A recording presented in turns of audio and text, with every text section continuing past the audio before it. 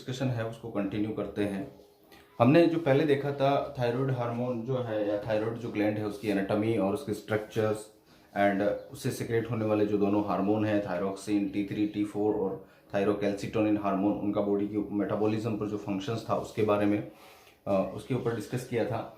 अब हम इस डिस्कशन को कंटिन्यू करते हैं और देखते हैं कि कैसे मतलब थायरोक्सिन हार्मोन जो का सिक्रेशन रेगुलेट होता है, regulate the secretion of thyroxine hormone, उसके ऊपर हम लोग चर्चा करते हैं। इसके लिए मैं आपको पहले एक पिक्चर दिखाना चाहूँगा और उस पिक्चर में आपको देखेंगे, आपको दिख रहा होगा कि थायरोक्सिन हार्मोन के सिक्रेशन के लिए मतलब ये दो अदर ग्लैंड भी रेस्पोंडेंट होती है, जिसके अंदर एक हाइपोथैलेमस है और एक पिट्यूटरी एडिनोहाइपोफाइसिस है। आपको दिख रहा है कि हाइपोथैलेमस से एक मतलब कि TRH थायरोक्सिन रेगुलेटिंग हार्मोन या थायरोक्सिन रिलीजिंग हार्मोन या फैक्टर जो है वो सिक्रेट हो रहा है और वो आकर कहाँ पोर्टल वेन के द्वारा एडिनोहाइपोफाइसिस में आता है। एडिनोहाइपोफाइसिस पर आकर इफेक्ट करता है और एडिनोहाइपोफाइसिस की कुछ स्पेसिफिक जो सेल है वो सेल क्या कर रही है कि TSH थायरोट्रोपिन का सिक्रेशन करती है, थायराइड स्टिमुलेटिंग हार्मोन भी जिसको कहते हैं हम लोग। और थायराइड स्टिमुलेटिंग हार्मोन आकर मतलब कि थायराइड फॉलिकल्स के ऊपर आकर एक्ट करता है और थायराइड फॉलिकल T3 और T4 का सिक्रेशन करती है। तो हमें एक मतलब कि ओवरव्यू मिल गया इसका कि मतलब कौन सा हार्मोन किस हार्मोन के सिक्रेशन के लिए रिस्पॉन्सिबल है। अब इसको अगर हम लोग एक्सप्लेनेशन देखते हैं तो क्या पता चलता है, हमको पता है कि जो हाइपोथैलेमस है हाइपोथैलेमस जो है वहां से एक हार्मोन सिक्रेशन होता है, वो रेगुलेट करता है मतलब थायरोक्सिन के सिक्रेशन को। तो regulation of secretion of T3 and T4 thyroxine जो हार्मोन है उसका जो सिक्रेशन है वो रेगुलेट कैसे होता है उसके ऊपर हम लोग डिस्कस करते हैं। हमको पता है कि हाइपोथैलेमस जो होती है वहां से एक हार्मोन सिक्रेट होता है जिसको TRH कहते हैं, थायराइड रिलीजिंग हार्मोन होता है। और ये हार्मोन आता है पोर्टल वेन के द्वारा, इसके द्वारा पोर्टल वेन के द्वारा, और कहाँ पे आता है पिट्यूटरी ग्लैंड के एडिनोहाइपोफाइसिस पर। एडिनोहाइपोफाइसिस पे आता है, पिट्यूटरी ग्लैंड से एक हार्मोन सिक्रेट होता है जिसको TSH कहते हैं। क्या कहते हैं? TSH या थायरोट्रोपिन भी कहते हैं इसको, थायरोट्रोपिन भी कहते हैं, ठीक है। और ये थायरोट्रोपिन आकर कहाँ? थायराइड ग्लैंड पर एक्ट करता है। थायराइड ग्लैंड जो है वो T3 और T4 का सिक्रेशन करती है। थायराइड ग्लैंड जो है वो किसका सिक्रेशन करती है? T3 और T4 का सिक्रेशन करती है, ठीक है। ये इस हार्मोन का रेगुलेशन होता है एक तरीके से। ये मतलब सिक्रेशन किसकी वजह से हो रहा है? वो TSH की वजह से हो रहा है जो पिट्यूटरी के एडिनोहाइपोफाइसिस से निकलता है। ये TSH TRH की वजह से सिक्रेट होता है जो हाइपोथैलेमस से सिक्रेट होकर आता है।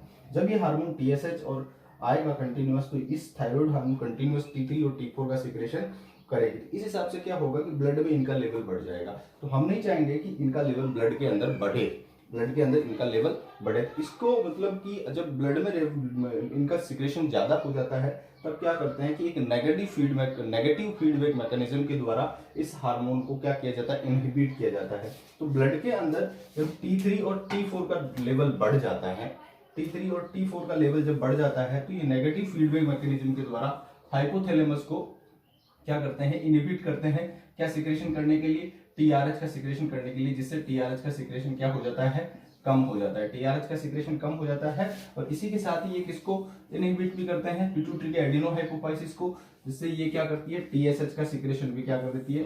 कम कर देती है। और एटलीस्ट क्या होता है कि थायराइड के फॉलिकल से T3 और T4 का जो सिक्रेशन है वो कम हो जाता है। इस प्रकार से हमको ये एक बहुत इंपॉर्टेंट जो पिक्चर है इसको माइंड में रखना है कि कैसे थायराइड हार्मोन का सिक्रेशन जो है वो रेगुलेट होता है और कौन कौन से हार्मोन जो है इसके लिए रेस्पॉन्सिबल होते हैं, कौन कौन से हार्मोन इसके लिए क्या होते हैं?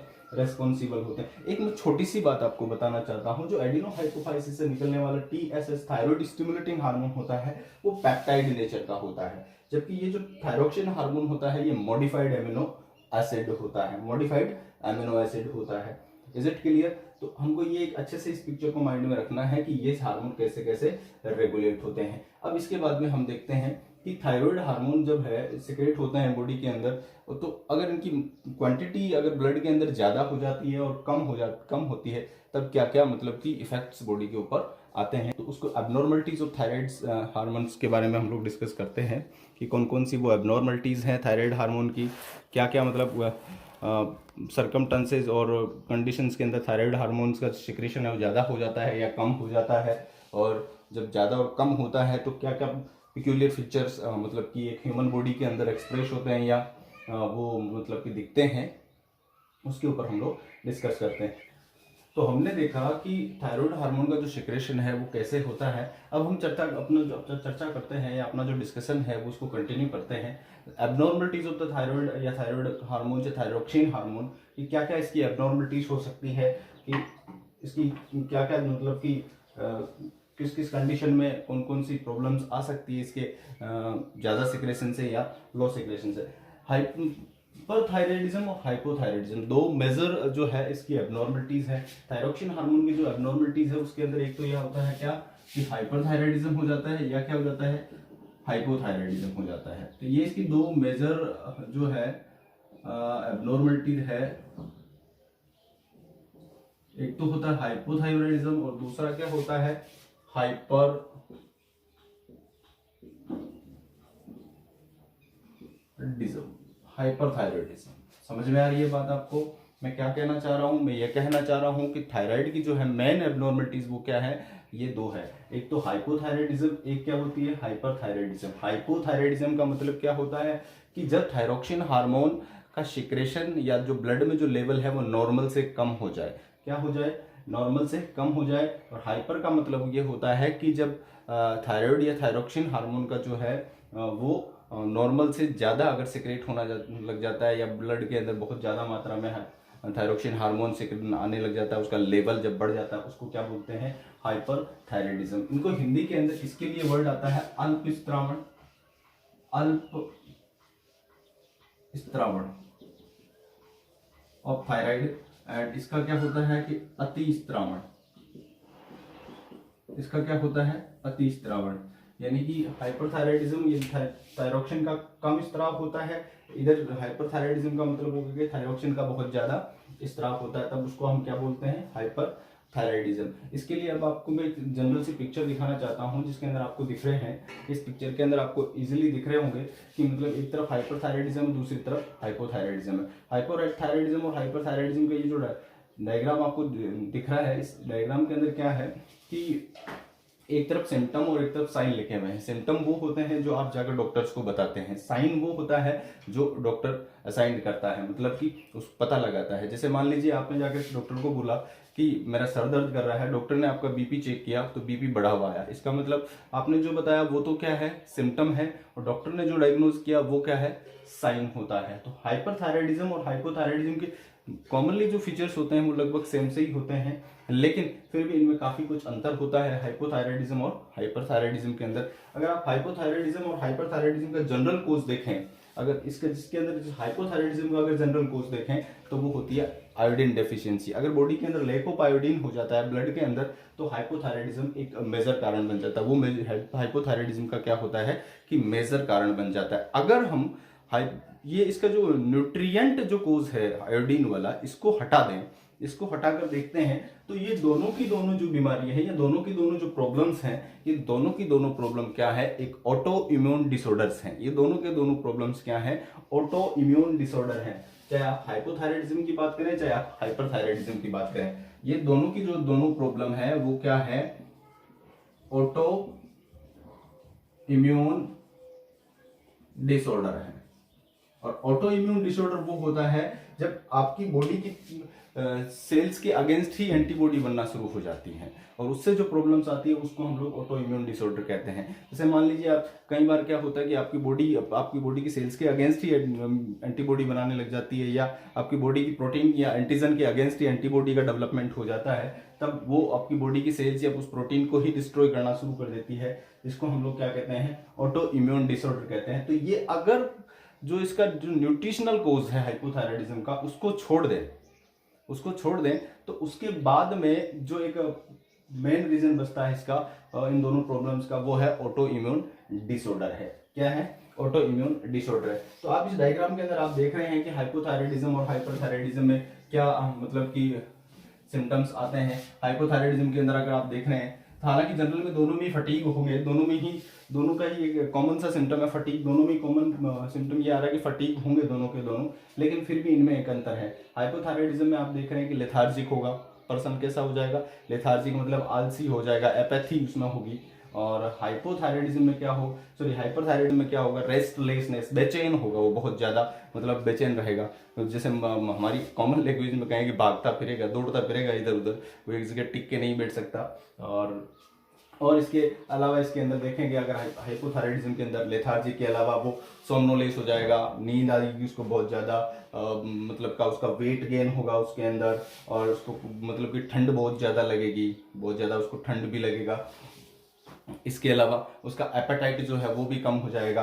जबकि हाइपरथायराइडिज्म में आप देखेंगे तो वो मतलब कि इंसोम्नोलेस यानी उसको नींद नहीं आएगी, बहुत कम नींद आएगी, बेचैन रहेगा वो, उसका हार्ट बीट जो है, हार्ट बीट रेट या पल्स रेट वो बहुत ज़्यादा बढ़ जाएगा, एपेटाइट बढ़ जाएगा, और उसमें स्वेटिंग होगी, पसीना बार बार आएगा, उसको गर्मी बहुत ज़्यादा लगेगी, गर्मी बहुत ज़्यादा महसूस होगी, वो फील करेगा कि उसे बाहर बहुत ज़्यादा गर्मी लग रही है, चाहे आपने कूलर एसी पंखा चलाया है फिर भी उसको गर्मी महसूस होती है। एंड उसके अलावा उसमें क्या होगा कि वेट लॉस भी होता है, क्या होता है, और वेट लॉस भी होता है, और एपेटाइट बढ़ जाता है। एक बहुत मेजर प्रॉब्लम होता है अगर जीआईटी की अगर अपन बात करें तो हाइपरथायराइडिज्म में डायरिया हो जाता है, और हाइपोथायराइडिज्म में कॉन्स्टिपेशन रहता है अधिकतर मतलब, हालांकि कॉमनली ये एक जनरल बात है कि कॉन्स्टिपेशन रहेगा, उधर डायरिया होगा। हो सकता है कि ये सभी पेशेंट्स के अंदर ये सिम्टम्स सारे एक साथ नहीं दिखें, अलग अलग दिखें, बट ये एक कॉमन कोज वो मतलब कि सिम्टम्स हैं दोनों प्रॉब्लम्स के।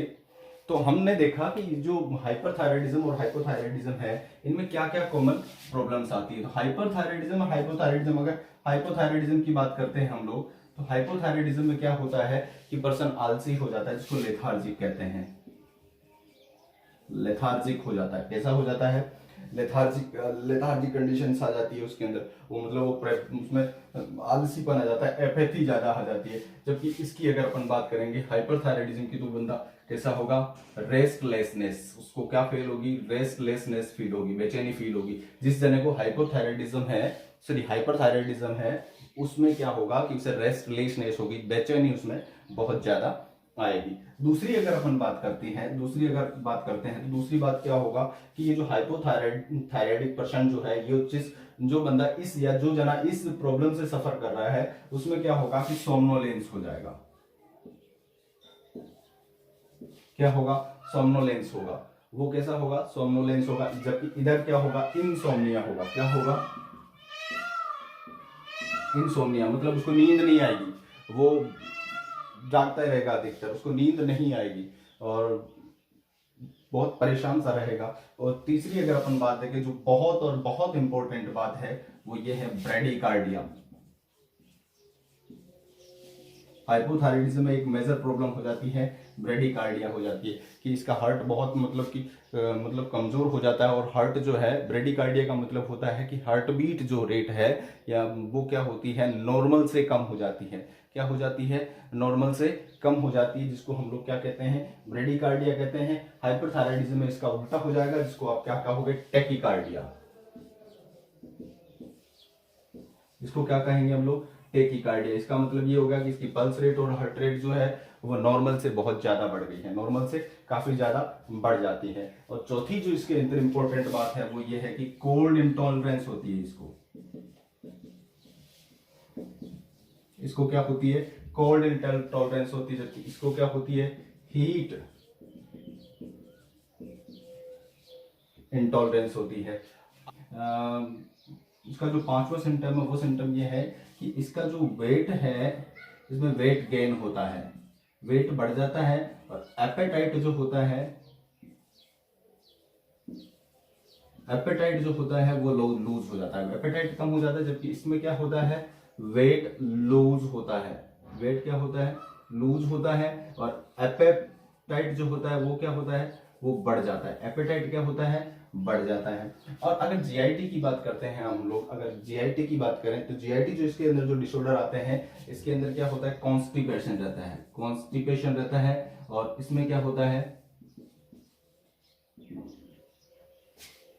डायरिया हो जाता है। इसमें क्या हो जाता है, डायरिया हो जाता है। अगर ये दोनों के सिम्टम्स की हम लोग अगर तुलना करें या कंपैरिजन करें तो हमने देखा कि जो हाइपोथायराइडिज्म उसमें लेथार्जिक कंडीशन हो जाती है, और हाइपरथायराइडिज्म में क्या होता है कि रेस्टलेसनेस, यानी लेथार्जी का मतलब आलसी हो जाएगा व्यक्ति।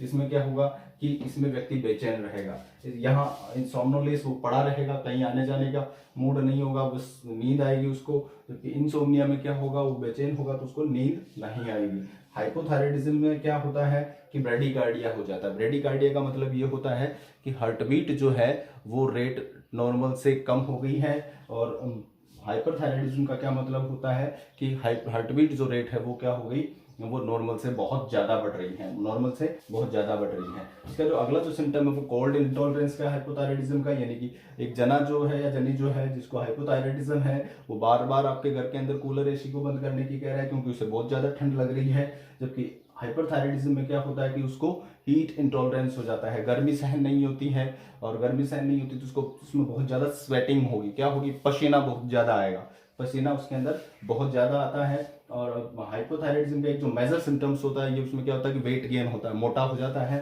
और एपेटाइट उसका क्या होता है, लूज हो जाता है। जबकि उसके अंदर हाइपरथायराइडिज्म में क्या होता है कि वेट लूज हो जाता है और एपेटाइट उसका बढ़ जाता है। अगर जीआईटी प्रॉब्लम्स देखते हैं हम लोग तो इसके अंदर हाइपोथायराइडिज्म वाले में कॉन्स्टिपेशन होता है, और इसमें क्या होता है, डायरिया हो जाता है। क्या हो जाता है, डायरिया हो जाता है। ये एक जनरल प्रॉब्लम है। हालांकि अगर फीमेल की बात करते हैं तो फीमेल के अंदर मेंस्ट्रुअल जो प्रॉब्लम्स होती है वो दोनों में ही होती हैं, चाहे वो हाइपरथायराइडिज्म हो चाहे वो हाइपोथायराइडिज्म हो, दोनों के अंदर ही मेंस्ट्रुअल प्रॉब्लम होती हैं, और वो एबनॉर्मलिटी हो जाती है, मेंस्ट्रुअल एबनॉर्मलिटीज हो जाती है, यानी कि वो रेगुलर नहीं रहता या मतलब कि इरेगुलर हो जाता है, जो मेंस्ट्रुअल साइकिल है उसमें प्रॉब्लम्स आती हैं।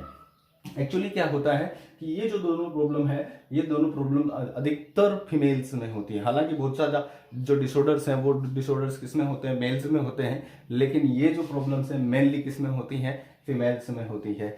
सो लेट अस सी, हम लोग आगे इसका जो डिस्कशन है वो देखते हैं। आप लोग इसको नोट डाउन कीजिएगा कि ये हाइपोथायराइडिज्म और हार्मोन से सिक्रेशन अगर कम होता है थायरोक्सिन हार्मोन का तब क्या प्रॉब्लम्स आती हैं, और नॉर्मल से अगर ज्यादा अगर इसका सिक्रेशन होता है तब क्या प्रॉब्लम्स आती हैं। उसके जनरल जो सिम्टम्स थे उसके ऊपर हमने डिस्कशन किया था। अब देखते हैं हाइपोथायराइडिज्म अगर चाइल्डहुड कंडीशन में हो जाता है। अगर हाइपोथायराइडिज्म कौन सी कंडीशन में हो जाता है, चाइल्डहुड कंडीशन में हो जाता है, यानी बचपन में अगर किसी के हाइपोथायराइडिज्म वाली प्रॉब्लम हो जाती है तो, या जन्म से पहले अगर कोई प्रॉब्लम्स हो जाती है, मतलब कि थायरोक्सिन हार्मोन की कमी हो जाती है किसी के अंदर, तब क्या क्या प्रॉब्लम्स होती हैं। तो इसका जो सबसे इम्पोर्टेंट जो चाइल्डहुड कंडीशन के अंदर अगर थायरोक्सिन हार्मोन की कमी हो जाती है तब क्या प्रॉब्लम हो जाती है, तो एक सबसे मेजर जो प्रॉब्लम है वो क्या है, क्रेटिनिज्म। क्या होता है, क्रेटिनिज्म। इसको हिंदी में हम लोग बोलते हैं जड़ मानवता। क्या बोलते हैं, जड़ मानवता। ये कंजराइटल प्रॉब्लम होती है। कैसी होती है, कंजराइटल प्रॉब्लम होती है। इस कंजराइटल प्रॉब्लम का मतलब ये होता है सिंस बर्थ, यानी जन्म से अगर कोई प्रॉब्लम्स होती है उसको हम लोग कंजराइटल प्रॉब्लम बोलते हैं। तो ये जो क्रेटिनिज्म है इससे क्या होता है कि ये बचपन से ही इसमें ये प्रॉब्लम्स आ जाती है। जब एम्ब्रियोनिक डेवलपमेंट हो रहा होता है तो मदर अगर आयोडीन का जो नमक नहीं ले, आयोडीन वाला अगर नमक नहीं खाए, आयोडीन युक्त नमक नहीं लेती या आयोडीनाइज्ड जो साल्ट है वो यूज नहीं करती, तो बेबी का जो डेवलपमेंट हो रहा होता है इन यूटरस तो उसके ऊपर इफेक्ट आ सकता है, और उस इफेक्ट की वजह से बेबी का जो डेवलपमेंट है वो अप्रोप्रिएट है, प्रॉपर नहीं होगा, जिसकी वजह से एक प्रॉब्लम हो जाती है जिसको हम लोग क्या बोलते हैं, क्रेटिनिज्म बोलते हैं। क्या बोलते हैं, क्रेटिनिज्म बोलते हैं। और इस क्रेटिनिज्म के कारण क्रेटिनिज्म जो है उसके अंदर कौन कौन से सिम्टम्स आते हैं उसको हम लोग देखते हैं। हम लोग एक जनरल पिक्चर देखते हैं जिसके अंदर आपको एक बच्चे की तस्वीर दिख रही होगी और एक तरफ आपको उसके सिम्टम्स लिखे हुए नजर आ रहे हैं, और ये जो सिम्टम्स वगैरह है उसके अंदर आप देखते हैं कि नॉर्मल जब अगर क्रेटिनिज्म अगर किसी में होगा तो बच्चा ड्वार्फ होगा,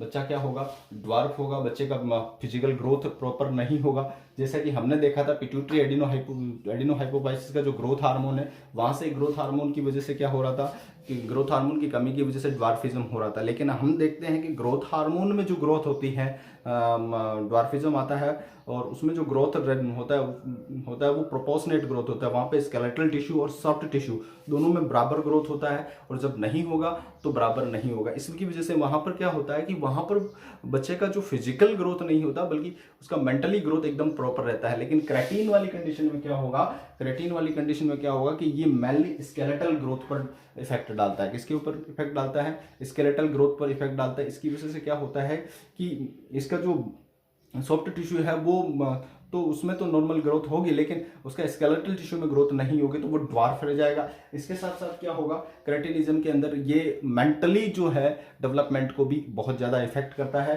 तो इस कंडीशन में बच्चा मेंटली रिटार्डेड होगा। कैसा होगा?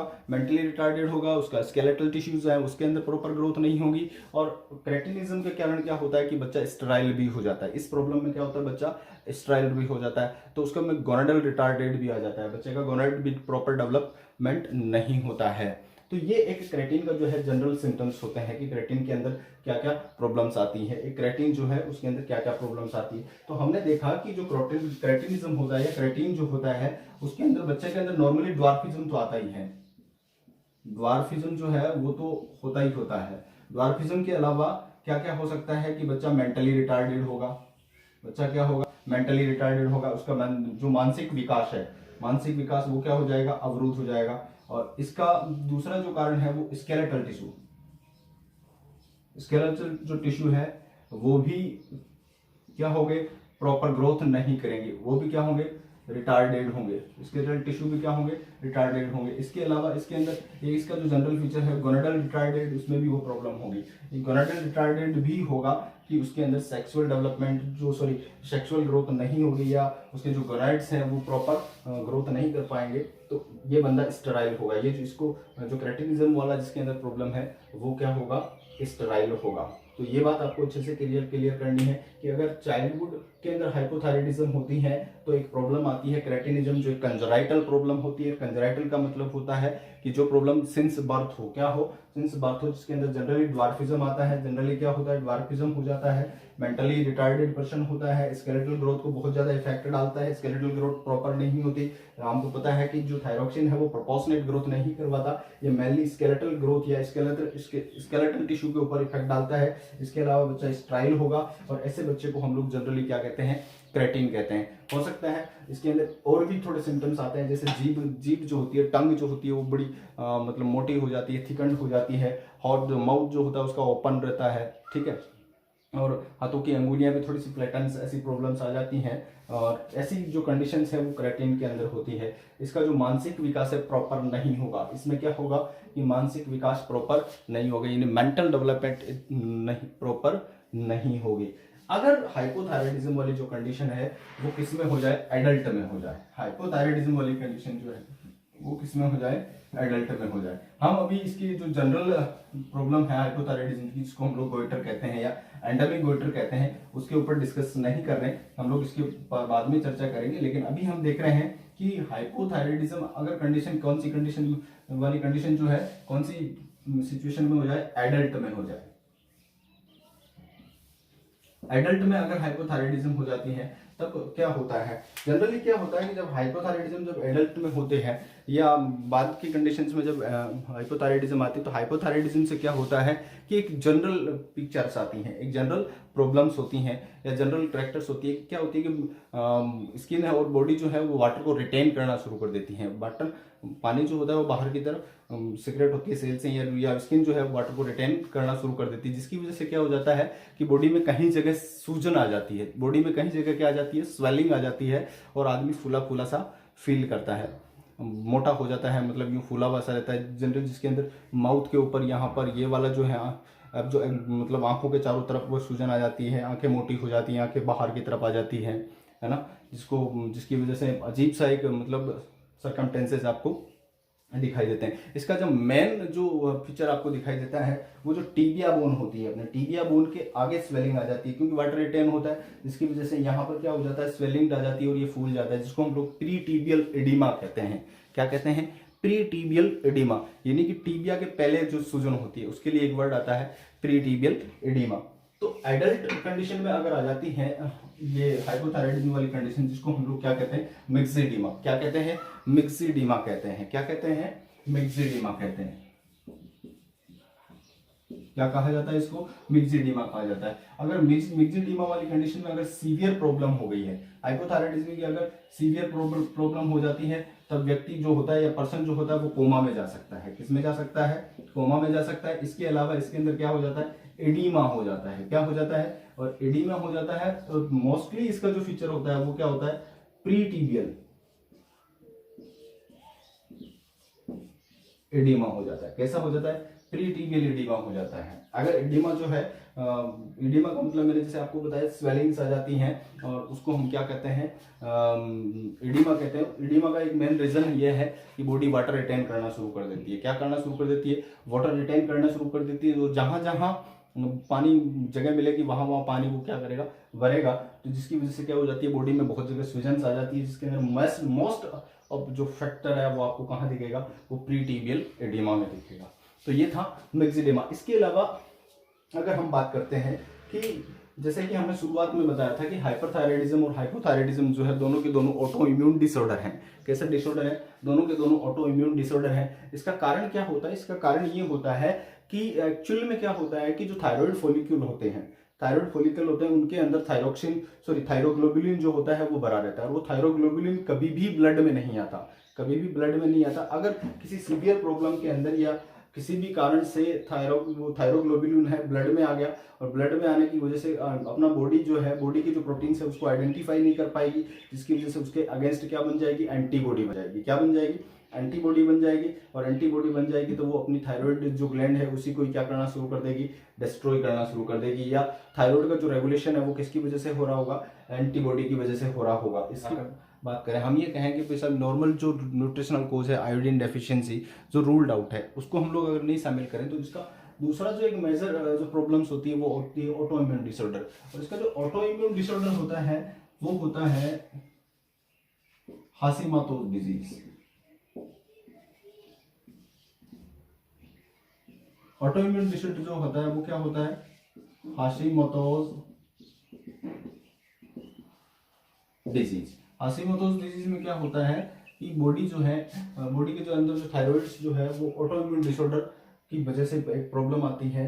और उसमें क्या होता है कि अपनी थायराइड्स के अगेंस्ट एंटीबॉडी बन जाती है, और थायराइड को ही क्या करना शुरू कर देती है, वो डिस्ट्रॉय करना शुरू कर देती है। इस बीमारी को एक नाम और भी जानते हैं, इसको हम लोग क्या कहते हैं, थायराइड सुसाइड भी कहा जाता है। इसको क्या कहते हैं, थायराइड सुसाइड भी कहते हैं। इसका जो अब हाइपर सिक्रेशन से होने वाली प्रॉब्लम्स कौन कौन सी है, इसके हाइपर सिक्रेशन से एक जो मेजर प्रॉब्लम्स होती है जिसको हम लोग क्या कहते हैं, ग्रेव डिजीज कहते हैं। कौन सी डिजीज कहते हैं, ग्रेव डिजीज कहा जाता है, या एक्सोथैल्मिक गोइटर भी कहते हैं इसको, या टॉक्सिक गोइटर भी कहते हैं। हम लोग इसके ऊपर एक जनरल पिक्चर्स देखते हैं कि जनरल पिक्चर्स के अंदर अगर आपको दिख रहा होगा कि एक जो ये पिक्चर बनी हुई है इसके अंदर क्या होता है कि एक नॉर्मल जो हाइपोथायराइडिज्म वाले जो फीचर सिम्टम्स आते हैं वो तो आते ही आ रहे हैं, आते हैं, लेकिन इसके अलावा भी क्या होता है कि इसका ये वाला जो पोर्शन होता है, इसके अंदर जो ये जो आई बॉल्स होती हैं ये बाहर की तरफ आ जाती हैं, बहुत डरावनी सी शक्ल हो जाती है, पिक्यूलियर सा पिक्चर आपको दिख रही हैं। इसके अंदर आपको बहुत अजीब सा मतलब कि सिम्टम्स नज़र आ रहे हैं, आंखें मोटी मोटी हो जाती हैं, गोइटर्स मतलब ये जो फूल जाती हैं अपनी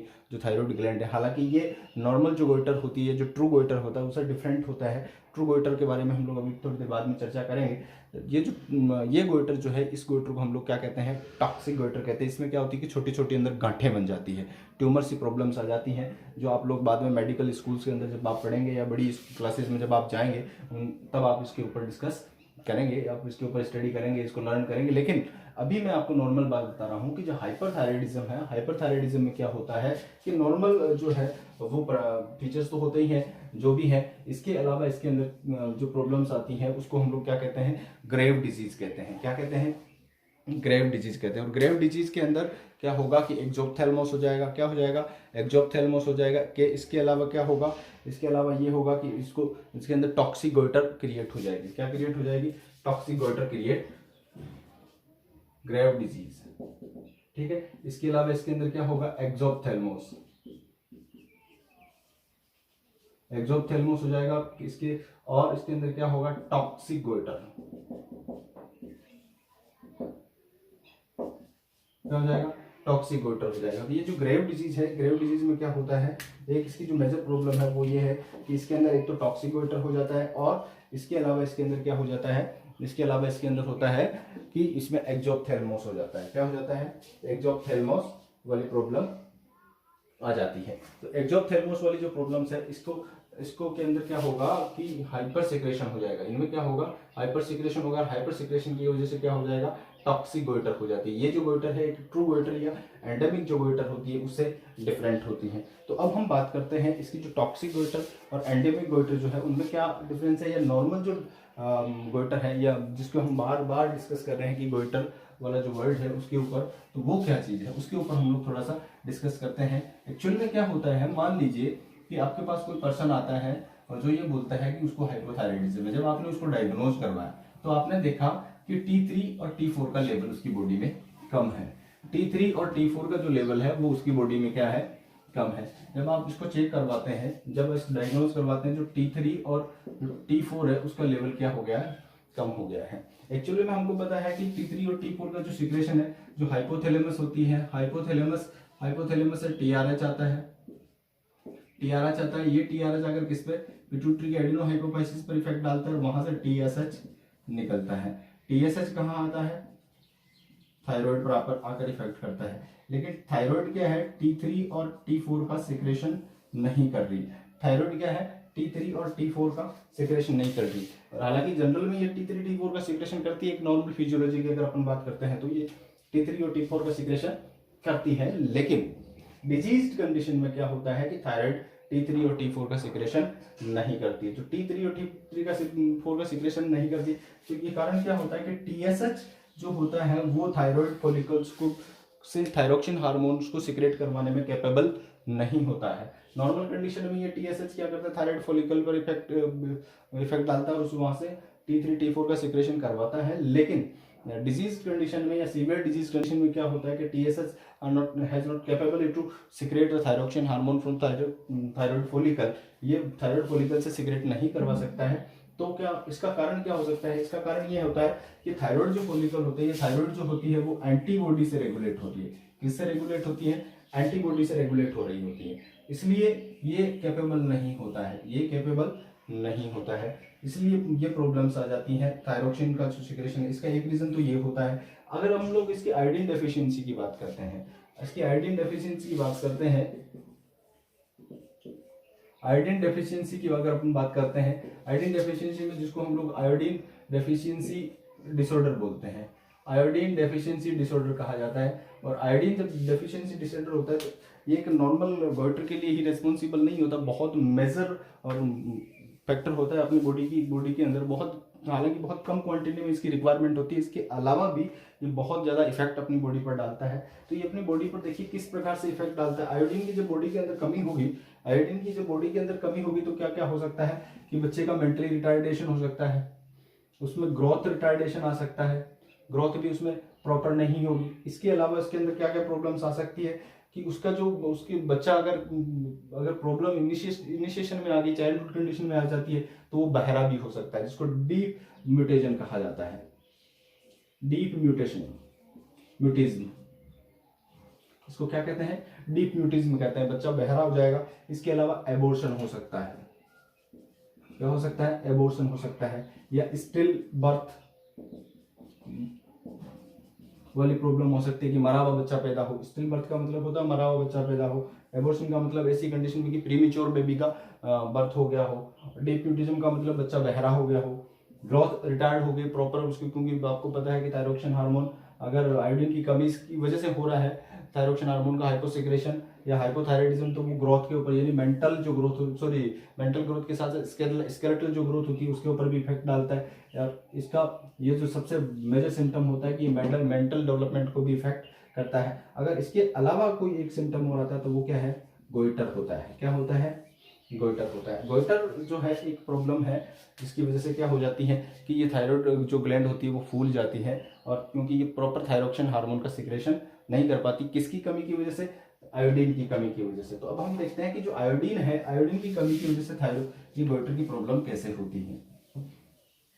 मान लीजिए अगर ये जो मेजर न्यूट्रिशनल प्रॉब्लम है जिसको आयोडीन की कमी की वजह से जो हो रही है, जिसमें क्या होता है एक्चुअल में होता क्या है कि अगर बॉडी में अपनी में आयोडीन की कमी हो गई है, ब्लड में अगर आयोडीन की कमी हो गई है, तो क्या होगा क्या कि जो हाइपोथैलेमस है, हाइपोथैलेमस टीआरएच का सिक्रेशन करेगी, और टीआरएच आकर किस पे, पिट्यूटरी पर इफेक्ट करेगा, पिट्यूटरी किसको सिक्रेट करेगी, टीएसएच को सिक्रेट करेगी। टीएसएच प्रॉपर आ रहा है, टीएसएच प्रॉपर आ रहा है, लेकिन थायराइड जो है, थायराइड से T3 और T4 का सिक्रेशन नहीं होता, T3 और T4 का सिक्रेशन नहीं होता। हाँ, ये जो प्रॉब्लम है वो अलग है, ये उस प्रॉब्लम से अलग है जो ऑटोइम्यून डिसऑर्डर से होती है, वो उस प्रॉब्लम से ये क्या होती है, अलग प्रॉब्लम होती है। इसमें क्या होता है कि इसमें ये थायरोक्सिन स्टिमुलेटिंग जो हार्मोन होता है, जो पिट्यूटरी एडिनोहाइपोफाइसिस से आ रहा है थायराइड के ऊपर, ये इफेक्ट कर सकता है, और ये कैपेबल है अभी थायराइड्स को क्या करने के लिए, थायरोक्सिन बनवाने के लिए। लेकिन यहाँ प्रॉब्लम किसकी है, यहाँ प्रॉब्लम है आयोडीन की। किसकी प्रॉब्लम है, यहाँ पे आयोडीन की कमी होने के कारण ये थायरोक्सिन हार्मोन कैपेबल, मतलब कि सिक्रेट करने में कैपेबल नहीं होता। एक्चुअल में होता क्या है कि जब थायरोक्सिन प्रॉपर मात्रा में सिक्रेट हो रहा होता है और T3 T4 का सिक्रेशन नहीं होता, तो जो थायरोक्सिन फॉलिकल जो होते हैं, उन पे क्या इफेक्ट होता है, उन पे ये जो टीएसएच आएगा, तब ये टीएसएच किसको इंड्यूस करेगा, इस थायरोक्सिन की जो ग्लोबुलर एपिथेलियम उसको इंड्यूस करेगा, जिसकी वजह से ये क्या होगा कि थायरोग्लोबुलिन का सिक्रेशन कंटिन्यूअस करेगी। इस कारण क्या होगा कि ये थायराइड जो फॉलिकल है, इनका साइज जो होता है वो एनलार्ज हो जाता है।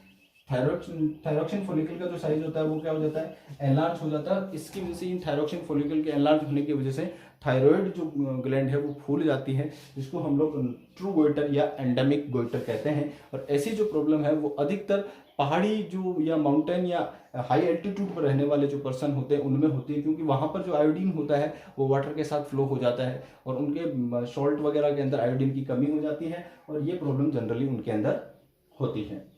तो हमने देखा कि जो थायरोक्सिन हार्मोन है, इसकी मतलब कि ज्यादा सिक्रेशन से या कम सिक्रेशन से क्या क्या प्रॉब्लम होती है। अब हम देखते हैं कि कैसे मतलब कि इसके अंदर इंप्रूवमेंट करवाया जा सकता है अगर ऐसा होता है। अगर किसी भी न्यूट्रिशन, किसी भी फूड के अंदर अगर न्यूट्रिशन जनरली आयोडीन की कमी होती है या कोई भी चीज की कमी होती है, तो एक जो होता है सिस्टम होता है जिसको हम लोग फूड फोर्टिफिकेशन कहते हैं। क्या कहते हैं, फूड फोर्टिफिकेशन अपनाया जाता है। फूड फोर्टिफिकेशन एक टेक्निक होती है जिसके अंदर क्या किया जाता है कि फूड के अंदर एसेंशियल जो कंपोनेंट है उनको, उनकी मात्रा को बढ़ाया जाता है। लेकिन ध्यान रखें कि ये जो है फूड एडल्ट्रेशन से अलग होता है। फूड एडल्ट्रेशन में तो क्या होता है कि वो माल न्यूट्रिशन से उसके अंदर कुछ चीज मिलाई जाती है और जो बाद में चलकर बॉडी को नुकसान पहुंचाती है। फूड फोर्टिफिकेशन एक तरीका है जिसके अंदर क्या होता है,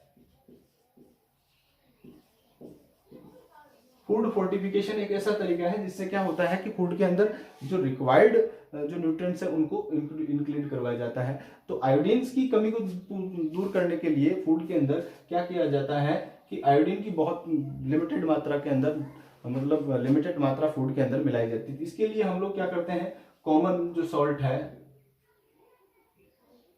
इसके लिए हम क्या करते हैं, जो कॉमन सॉल्ट है, कॉमन जो सॉल्ट है उसको यूज लेते हैं, NaCl जिसको कहते हैं। NaCl के 1 मिलियन NaCl में क्या किया जाता है, 1 पार्ट सोडियम आयोडाइड या पोटेशियम आयोडाइड या KiO3 भी मिलाया जाता है। KiO, जो कि मेनली ये दोनों मिलाए जाते हैं। KiO3 भी मिलाया जा सकता है। पोटेशियम जो है आयोडाइड और सोडियम आयोडाइड जो है मेनली मिलाए जाते हैं। यानी कि इसका जो आयोडीन का जो परसेंटेज होता है वो 1 ppm होता है। कितना होता है, 1 ppm, यानी पार्ट्स पर मिलियन होता है। तो ये फूड फोर्टिफिकेशन के द्वारा कॉमन सॉल्ट में मिलाया जाता है। अब हम देखते हैं कि अगर मान लीजिए हाइपोथायराइडिज्म और हाइपरथायराइडिज्म अगर किसी पर्सन को हो गया है और डायग्नोज हो गया, तो उसको कैसे ट्रीट किया जाएगा।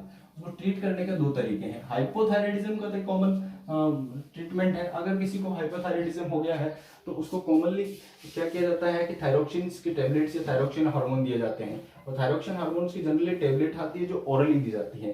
कारण क्या होता है कि थायरोक्सिन हार्मोन जो होता है वो अमीनो एसिड मॉडिफाइड होता है। अगर ये प्रोटीन का होता तो इसको हो सकता है बॉडी डाइजेस्ट कर लेती, लेकिन ये अमीनो एसिड्स मॉडिफाइड होता है तो इसको डायरेक्ट एब्जॉर्ब किया जाता है बॉडी के अंदर। इसलिए हाइपोथायराइडिज्म के अंदर तो हम लोग क्या करते हैं, हाइपोथायराइडिज्म अगर किसी पर्सन को है और एक हाइपरथायराइडिज्म पर्सन है, तो इसका जो ट्रीटमेंट है वो देखते हैं हम कैसे होता है। हाइपरथायराइडिज्म में क्या होता है कि T3 और T4 की जो टेबलेट होती है वो दी जाती है, एक नॉर्मल ट्रीटमेंट होता है। लेकिन हाइपरथायराइडिज्म में एक काफी कॉम्प्लेक्स ट्रीटमेंट होता है। हाइपरथायराइडिज्म में अगर किसी को हाइपरथायराइडिज्म है तो उसको क्या दिया जाता है, एक तरीका तो ये है कि उसको एंटी थायराइड या एंटी थायरोक्सिन ड्रग्स दी जाती है। क्या दी जाती है? एंटी थायरोक्सिन ड्रग्स दी जाती है, ठीक है, जिसके अंदर मेनली कार्बामिजोल होती है और एक होती है प्रोपाइल्स थायोयूरासिल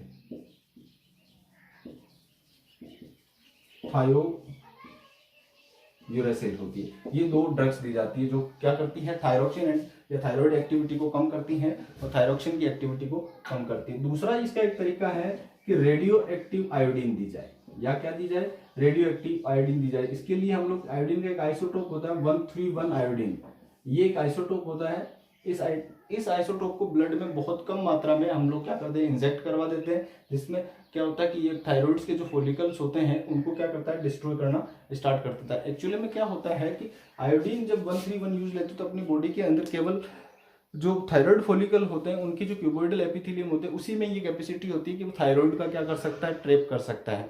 इसलिए हम लोग अगर थोड़ी सी मात्रा में अगर इसको इंजेक्ट करवाएंगे तो क्या होगा कि ये थायराइड फॉलिकल को जाकर क्या करेगा, डिस्ट्रॉय करना स्टार्ट कर देगा। और तीसरा जो मेथड होता है इसका वो होता है सर्जरी। तीसरा जो मेथड होता है इसके ट्रीटमेंट का वो होता है सर्जरी। तो आज हमने ये देखा कि जो थायरोक्सिन हार्मोन है उसका रेगुलेशन और सिक्रेशन कैसे होता है, इससे की क्या क्या एबनॉर्मलिटीज है, इसके एबनॉर्मलिटी को मैं थोड़ा सा रिकेप कर देता हूँ। इसमें या तो कम सिक्रेशन होगा तो हाइपोथायराइडिज्म हो जाएगा, ज्यादा सिक्रेशन होगा तो हाइपरथायराइडिज्म हो जाएगा। हाइपोथायराइडिज्म के अंदर क्या क्या होता है, जो सिम्टम जनरल सिम्टम्स मैंने आपको बताया, जैसे कि लेथार्जिक हो जाएगा, इंसोम्निया हो जाएगा, ब्रेडिकार्डिया हो जाएगा, या उसके अंदर क्या होगा, एपेटाइट लूज हो जाएगा, वेट गेन हो जाएगा, अंदर उसमें कॉन्स्टिपेशन आएगा। हाइपरथायराइडिज्म में आपने देखा था कि रेस्टलेसनेस होगा, इंसोम्निया वाली प्रॉब्लम हो जाएगी, जबकि इसके अंदर क्या होगा, सोम्निया हो जाएगा, सोमनोलेंस होगा हाइपोथायराइडिज्म में। इसके अंदर क्या होगा, टेकिकार्डिया हो जाएगा, वेट लूज होगा, एपेटाइट बढ़ जाएगा, और इसके अलावा इसके अंदर डायरिया वाली प्रॉब्लम रहेगी। अगर इसके जो चाइल्डहुड में अगर हाइपोथायराइडिज्म से जो प्रॉब्लम्स होती है उसको हमने आप लोग क्रेटिन बोला था, क्रेटिनिज्म हो जाता है। इसके अंदर मेंटली रिटार्डेशन हो जाता है, ग्रोथ रिटार्डेशन आ जाता है, गोनाडल रिटार्डेशन वाली प्रॉब्लम्स भी आ जाती है। और दूसरा जो प्रॉब्लम था वो क्या था, अगर एडल्ट कंडीशन में हाइपोथायराइडिज्म हो जाता है तो एडीमा हो जाता है, जिसको हम लोग मिक्सडीमा कहते हैं। क्या कहते हैं, मिक्सडीमा कहते हैं। और मिक्सडीमा की वजह से क्या हो जाता है कि पूरी बॉडी के अंदर स्वेलिंग आ जाती है, पूरी बॉडी में क्या आ जाती है, स्वेलिंग आ जाती है, जिसका सबसे जनरल फीचर होता है प्रीटिबियल एडिमा। इसके अलावा अगर ये सीवियर कंडीशन में हो जाता है तो व्यक्ति जो पर्सन है वो कहाँ हो सकता है, कोमा में भी जा सकता है। तो बेटा एक बात ये समझ में लेनी है कि हाइपोथायराइडिज्म से जो प्रॉब्लम्स होती हैं वो कौन कौन सी होती है। अगर हम लोग इसके जो जनरल कोज है, न्यूट्रिशनल कोज, उसको अगर रूल्ड आउट कर देते हैं तब इसके अंदर एक ऑटोइम्यून डिसऑर्डर आता है जिसको हम लोग हाशिमोटोज डिजीज कहते हैं, जिसमें क्या होता है कि डिस्ट्रॉय थायराइड ग्लैंड ही डिस्ट्रॉय हो जाती है, कारण कि उसके अगेंस्ट एंटीबॉडी बन जाती है और वो एंटीबॉडी थायराइड को ही डिस्ट्रॉय कर देती है, जिसको हम लोग सुसाइड ऑफ थायराइड्स कहते हैं। अगर हाइपरथायराइडिज्म की अपन बात करें तो हाइपरथायराइडिज्म में क्या होता है कि इसकी नॉर्मल जो करेक्टर्स है वो तो हाइपरथायराइडिज्म में होंगे ही, लेकिन उसके अलावा भी इसके अंदर क्या हो जाता है कि उसके अंदर एक्सोप्थेल्मोस हो जाता है, आंखें फूल जाती है, गोइटर हो जाती है, जिसको हम लोग टॉक्सिक गोइटर कहते हैं। अब उसके बाद में हमने देखा था कि आयोडीन की डेफिशिएंसी से कौन कौन सी प्रॉब्लम होती है। तो हमको पता है कि आयोडीन एक बहुत मेजर कंपोनेंट है अपने फूड का, या मेन कंपोनेंट है जो क्या करता है, काफ़ी चीज़ों पर इफेक्ट डालता है, जिसके अंदर क्या होता है, मेंटली रिटार्डेशन हो सकता है, ग्रोथ रिटार्डेशन हो सकता है, डेफ म्यूटिज्म हो सकता है, एबॉर्शन हो सकता है, स्टिल बर्थ हो सकता है। इसके अलावा अगर कुछ चीज़ बचती है तो वो है ट्रू गोइटर या endemic goiter. True goiter to endemic goiter का रीजन क्या था कि थायरोक्सिन का सिक्रेशन नहीं हो रहा था, लेकिन उसके रेस्पेक्ट में टीएसएच तो आ रहा था। टीएसएच क्या करता है, टीएसएच कंटिन्यूस एडिनोहाइपोफाइसिस से आता है, तो वो क्या करता है कि थायराइड के फॉलिकल में थायरोग्लोबुलिन का लेवल बढ़ा देता है, सॉरी मात्रा बढ़ा देता है, जिसकी वजह से थायराइड के फॉलिकल एनलार्ज हो जाते हैं और थायराइड ग्लैंड जो होती है वो फूल जाती है, ठीक है, जिसकी वजह से वो एंडामिंग गोइटर या थायराइड गोइटर होती हैं।